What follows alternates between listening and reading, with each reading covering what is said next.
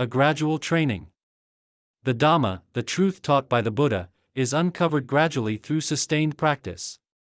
The Buddha made clear many times that awakening does not occur like a bolt out of the blue to the untrained and unprepared mind. Rather, it culminates a long journey of many stages. Just as the ocean has a gradual shelf, a gradual slope, a gradual inclination, with a sudden drop-off only after a long stretch, in the same way this doctrine and discipline, Dhamma Vinaya, has a gradual training, a gradual performance, a gradual progression, with a penetration to gnosis only after a long stretch. UD 5.5. Monks, I do not say that the attainment of gnosis is all at once. Rather, the attainment of gnosis is after gradual training, gradual action, gradual practice.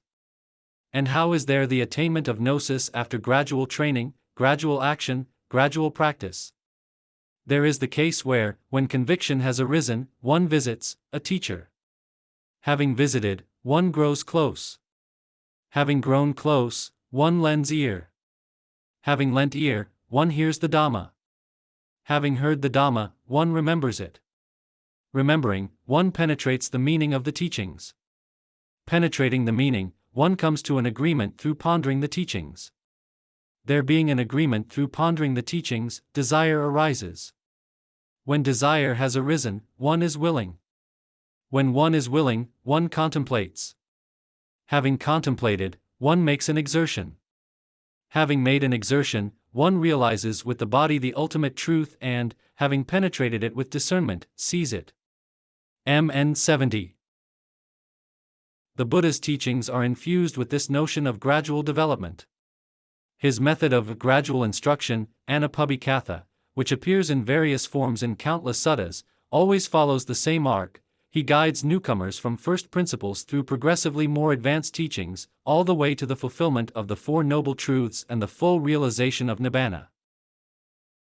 Then the Blessed One, having encompassed the awareness of the entire assembly with his awareness, asked himself, "Now who here is capable of understanding the Dhamma?"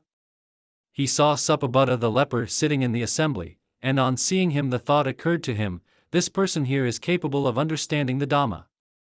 So, aiming at Suppabuddha the leper, he gave a step-by-step talk, i.e., a talk on giving, a talk on virtue, a talk on heaven. He declared the drawbacks, degradation, and corruption of sensual passions, and the rewards of renunciation. Then when he saw that Suppabuddha the leper's mind was ready, malleable, free from hindrances, elated, and bright, he then gave the Dhamma talk peculiar to awakened ones, i.e., stress, origination, cessation, and path. And just as a clean cloth, free of stains, would properly absorb a dye, in the same way, as Suppabuddha the leper was sitting in that very seat, the dustless, stainless Dhamma arose within him. Whatever is subject to origination is all subject to cessation.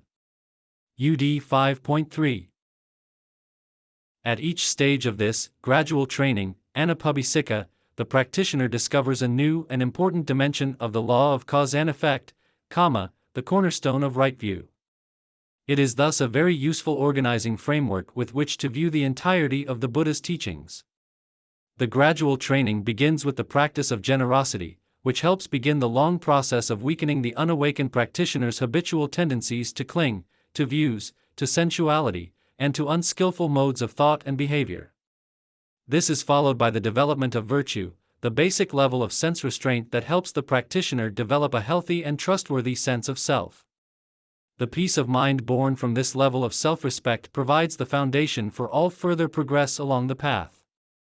The practitioner now understands that some kinds of happiness are deeper and more dependable than anything that sense gratification can ever provide. The happiness born of generosity and virtue can even lead to rebirth in heaven, either literal or metaphorical.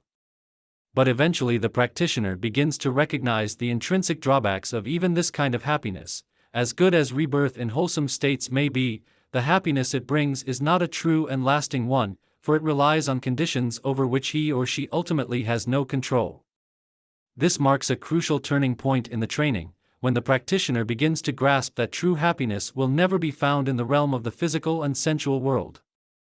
The only possible route to an unconditioned happiness lies in renunciation, in turning away from the sensual realm, by trading the familiar, lower forms of happiness for something far more rewarding and noble. Now, at last, the practitioner is ripe to receive the teachings on the Four Noble Truths, which spell out the course of mental training required to realize the highest happiness, Nibbana. Many Westerners first encounter the Buddha's teachings on meditation retreats, which typically begin with instructions in how to develop the skillful qualities of right mindfulness and right concentration. It is worth noting that, as important as these qualities are, the Buddha placed them towards the very end of his gradual course of training. The meaning is clear: to reap the most benefit from meditation practice, to bring to full maturity all the qualities needed for awakening, the fundamental groundwork must not be overlooked.